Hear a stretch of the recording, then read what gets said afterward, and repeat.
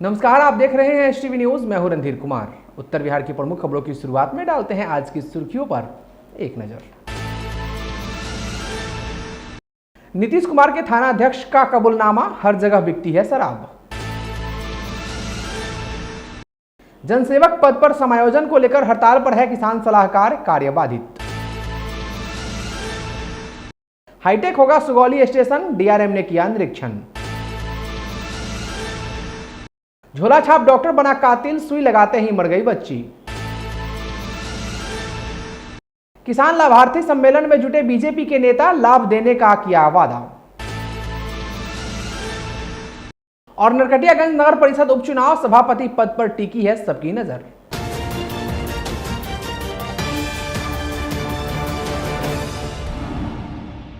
बिहार में शराबबंदी है। शराब पीने, रखने या बेचने के विरुद्ध सख्त कानून बने हुए हैं। पुलिस सख्ती करती है, बावजूद इसके शराब धंधेबाज और शराबी मानने को तैयार नहीं है। लोग कहते हैं कि बिहार में शराब भगवान की तरह है, जो दिखती कहीं नहीं है लेकिन होता हर जगह है। लेकिन इन दिनों सोशल मीडिया पर एक ऑडियो तेजी से वायरल हो रहा है। बताया जा रहा है कि वायरल ऑडियो में सुगौली थाना अध्यक्ष धनंजय शर्मा की आवाज है, जिसमें वे कह रहे हैं कि शराब हर जगह बिकता है। कहां नहीं बिकता है शराब? अब शराबबंदी को लागू कराने वाले थानेदार अगर इस तरह कहेंगे तो फिर बिहार में शराबबंदी कानून किस तरह लागू होगी? सर, आपके सुगौली में सबसे ज्यादा दारू बिकता है, जो माली पंचायत में बिकता है। और वहाँ से लोग दारू पी के आके अपने बाप को मारता है, तो आवेदन का इंतजार करेगा कि वहाँ पे पुलिस जाएगा। अरे तो पुलिस कल गई थी तो आज देना चाहिए था उसको आवेदन। वही ना बोल रहे हैं सर कि पुलिस जाएगी लेकिन आवेदन नहीं देगा वो। तो सर वहाँ पे पुलिस जाएगा, उसके बाद देखिए ना कि आवेदन देता है कि नहीं देता है। आप तो पर्सनल नंबर पे कॉल उठाते नहीं है। 112 गई थी ना, तो आपने कहा उनको कॉल करके बुलाया कि सर आप जांच, पुलिस गया था तो वहाँ पे आप लोग आवेदन दीजिए। अब उसके बाद वो आवेदन देता कि हाँ ऐसा है।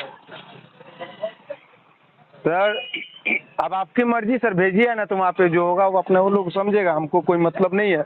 हम आपके पर्सनल नंबर पे कॉल किया, अपने पर्सनल नंबर पे कॉल नहीं उठाया, सरकारी नंबर पे कॉल करना पड़ा हमको। पर्सनल नंबर गाड़ी में होगा क्योंकि सर आप फोन उठाते नहीं है एक बार में ही, तो माना हुआ है सुगौली का। अरे सर, आप ही का फोन बहुमूल्य नहीं है, और लोग का भी फोन बहुमूल्य है ना सर। हो सकता है। काम है सर, गाड़ी मोबाइल था गाड़ी में सर। आपके यहाँ दारू बिकता है, उससे बड़ा का मामला क्या है सर कि माली पंचायत में सबसे ज्यादा बिकता है? दारू तो सारे जगह बिकता है, दारू तो सब जगह बिक रहा है, कहाँ नहीं बिक रहा है? तो उसका जिम्मेदारी कौन है सर? हम लोग रेड कर रहे हैं, पकड़ रहे हैं। 0% कहाँ है दारू, कहाँ नहीं बिक रहा है? बिक ही रहा है, लेकिन उसमें पकड़ा रहा है, जेल जा रहा है। हालांकि एसटीवी न्यूज इस ऑडियो की पुष्टि नहीं करता है, यह जांच का विषय है। लेकिन सोशल मीडिया पर वायरल इस ऑडियो को लोग खूब शेयर कर रहे हैं। बिहार प्रदेश किसान सलाहकार संघ पटना के आह्वान पर मझौलिया प्रखंड के किसान सलाहकारों का अनिश्चितकालीन हड़ताल आज 5वें दिन भी जारी है। किसान सलाहकारों का कहना है कि विगत 13 वर्षों से कम मानदेय देकर बिहार सरकार उनका शोषण कर रही है, जबकि किसान सलाहकार हमेशा किसानों की समस्याओं को सुनकर उसका निदान करते आ रहे हैं। यहां तक कि कृषि विभाग के सभी योजनाओं को धरातल पर उतारने में किसान सलाहकार प्रमुख भूमिका निभाते हैं। किसान सलाहकारों का कहना है कि अगर उनकी मांग सरकार पूरी नहीं करती है तो अनिश्चितकालीन हड़ताल जारी रहेगा। अनिश्चितकालीन हड़ताल में ज्ञानेश्वर कुमार, केशव कुमार सिंह, सचिन कुमार, राजेश्वर कुमार, रवि कुमार आदि किसान सलाहकार शामिल हैं। गौरतलब है कि किसान सलाहकारों के हड़ताल पर चले जाने के कारण बीज वितरण, प्रधानमंत्री किसान सम्मान निधि हेतु केवाईसी, एनपीसी लिंक, मिट्टी नमूना संग्रह एवं फसल सहायता योजना, विभागीय कार्य सहित उद्यान संबंधित कार्य भी बाधित हो गए हैं। किसान सलाहकारों के अनिश्चितकालीन हड़ताल पर चले जाने से सरकार की कृषि रोड मैप पर ग्रहण लग गया है तथा खरीफ महाअभियान प्रभावित हुआ है। किसान सलाहकारों का कहना है कि सरकार किसान सलाहकारों का समायोजन जनसेवक के पद पर अविलंब करे, अन्यथा सभी किसान सलाहकार चरणबद्ध आंदोलन पर उतरेंगे। देखिए, हम लोग को मांग तो बहुत है कि हम लोग को सबसे प्रथम मांग ये है कि हम लोग किसान सलाहकार विगत 13 वर्षों से काम करते आ रहे हैं। इतनी महंगाई की युग में 13 वर्षों में मात्र 13,000। आप ही बताइए सर, 13,000 में हम लोग को कैसे माने बाल बच्चा और हम लोग का भरण पोषण चलेगा? हम लोग विगत 13 वर्षों से जनसेवक का कार्य करते आ रहे हैं। हम लोग का मांग है कि जनसेवक में हम लोग को समायोजन हो। बस हम लोग को यही मांग है कि हम लोग जनसेवक का कार्य कर रहे हैं। हम लोग को अनर्गल कोई डिमांड नहीं है, बस डिमांड है, एक ही डिमांड है, और एक बैनर तले पूरे बिहार का मतलब ये आवाम है कि हम लोग जनसेवक में समायोजन होना चाहिए। हम लोग 13 वर्षों से जनसेवक के कार्य को करते आ रहे हैं और हमें सरकार अल्प मानदेय दे रही है। हम लोग से सरकार से यही अनुरोध है कि हम लोगों को जनसेवक में समावेशन करें। हम लोग कृषि विभाग के अलावा हर विभाग के काम करते हैं। हम लोग का बस एक ही मांग है कि हम लोग को जनसेवक पद पे समावेशन करें। जो समस्या रूरल क्षेत्र में सामने आई है वो सबसे बड़ी समस्या है कि आज के डेट में जो मजदूर काम करते हैं उसका भी मजदूरी ये नहीं है।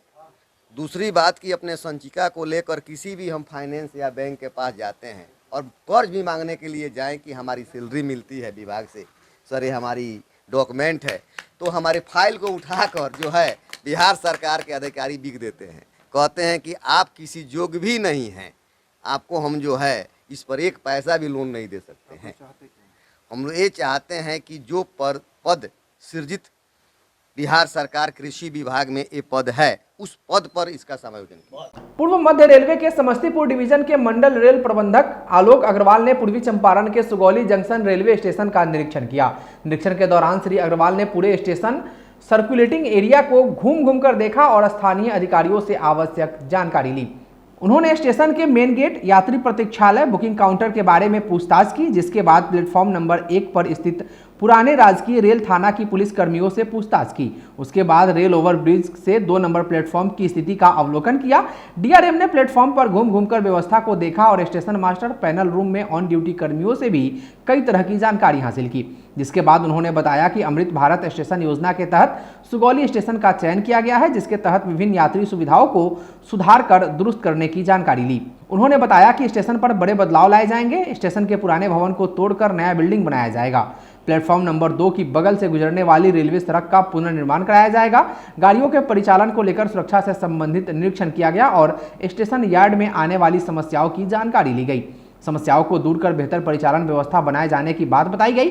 बताया गया कि प्लेटफॉर्म नंबर 1 पर स्थित पुराने जीआरपी भवन और अन्य पुराने भवनों को तोड़कर आधुनिक तकनीक से लैस नए भवन का निर्माण कराया जाएगा, जिससे यात्रियों की यात्रा सुरक्षित और आरामदायक हो सके।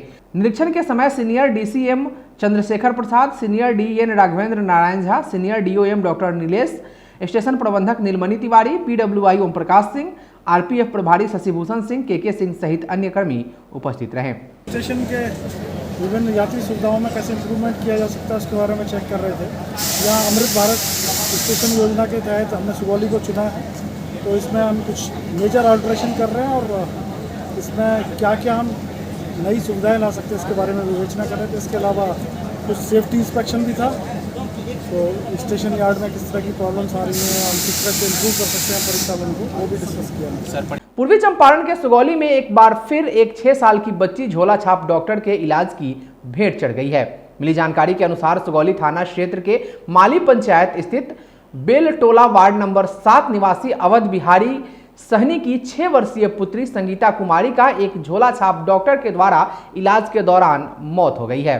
घटना के बाद चारों तरफ हड़कंप मच गया है। मृतका के दादा कपिल देव सहनी ने बताया कि बच्ची का तबीयत खराब था, जिसका इलाज नगर पंचायत के वार्ड नंबर 13 के संतोष सहनी के द्वारा किया गया। इलाज के दौरान कथित डॉक्टर ने बीमार बच्ची को इंजेक्शन दे दिया, जिसके बाद बच्ची की हालत बिगड़ गई, जिसको परिजनों ने इलाज के लिए सामुदायिक स्वास्थ्य केंद्र लाया, जहां डॉक्टरों ने उसे मृत घोषित कर दिया। बच्ची की मौत पर परिजनों का रो कर बुरा हाल है। गौरतलब है कि पिछले दिनों भी सुगौली में एक बच्चे की जान चली गई थी, लेकिन लापरवाह डॉक्टर अपने हरकतों से बाज नहीं आ रहे हैं। वहीं विभाग के द्वारा भी कोई कठोर कार्रवाई नहीं होने से ऐसे झोला छाप डॉक्टरों का मनोबल 7वें आसमान पर है और इस तरह की घटनाएं रुकने के बजाय बढ़ती जा रही है।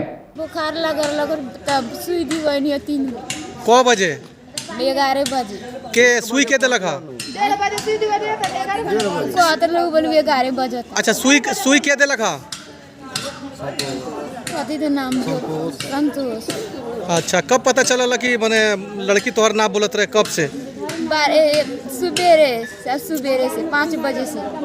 पूर्वी चंपारण के सुगौली स्थित एचपीसीएल चीनी मिल परिसर में किसान लाभार्थी सम्मेलन का आयोजन किया गया। कार्यक्रम का उद्घाटन केंद्रीय राज्य मंत्री शांतनु ठाकुर और स्थानीय सांसद डॉक्टर संजय जायसवाल ने संयुक्त रूप से दीप प्रज्वलित कर किया।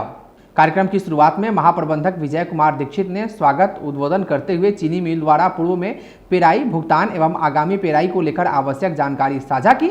वहीं श्री ठाकुर ने पिछले 9 साल में भारत सरकार द्वारा लाए गए प्रकल्प को विस्तार पूर्वक बताया। उन्होंने कहा कि भारत एक कृषि प्रधान देश है। कोविड महामारी के बीच भी भारत की आर्थिक स्थिति अच्छी है। कृषि प्रधान देश होने का लाभ भारत को मिलता है। उन्होंने कहा कि अब तक फ्री राशन उपलब्ध है। उन्होंने किसान सम्मान निधि योजना की बात गिनाते हुए प्रधानमंत्री नरेंद्र मोदी के नेतृत्व में किसानों के लिए मिलने वाली लाभ से अवगत कराया। उन्होंने विभिन्न योजनाओं के संबंध में जानकारी साझा की और कहा कि जल मार्ग के विस्तार पर भी कार्य तेजी से आगे बढ़ रहा है, इसका विस्तार किया जाएगा। स्थानीय सांसद डॉक्टर संजय जायसवाल ने कार्यक्रम को संबोधित करते हुए कहा कि युवा मंत्री से युवाओं को बहुत आशा है।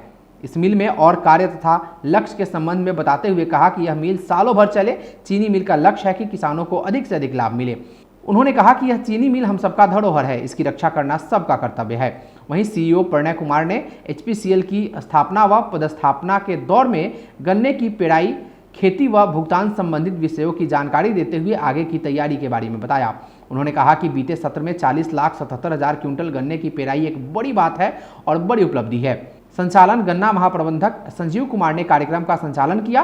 कार्यक्रम को भाजपा के जिला अध्यक्ष अशोक पांडे, मधुबन विधायक राणा रणधीर सिंह आदि ने संबोधित किया।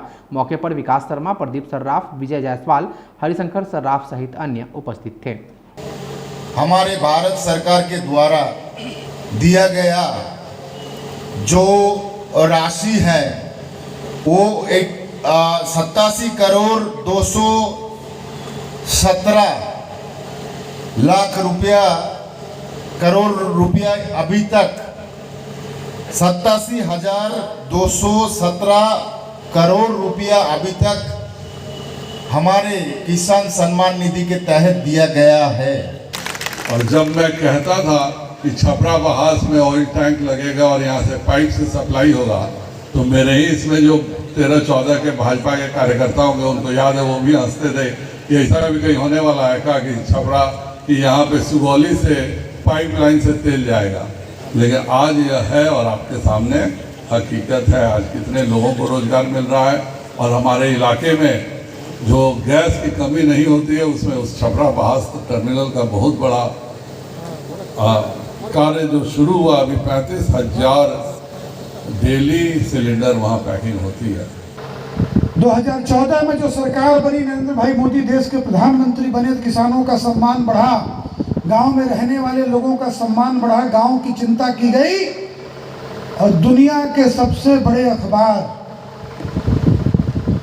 जिन्होंने हम पर 150 साल 200 साल शासन किया, ग्रेट ब्रिटेन का द गार्जियन अखबार, जब 2014 के मई में आपने नरेंद्र मोदी जी को बहुमत दिया, तो उसी ग्रेट ब्रिटेन की द गार्जियन अखबार ने लिखा कि पहली बार आजाद भारत में कोई भारतीय सरकार बनी।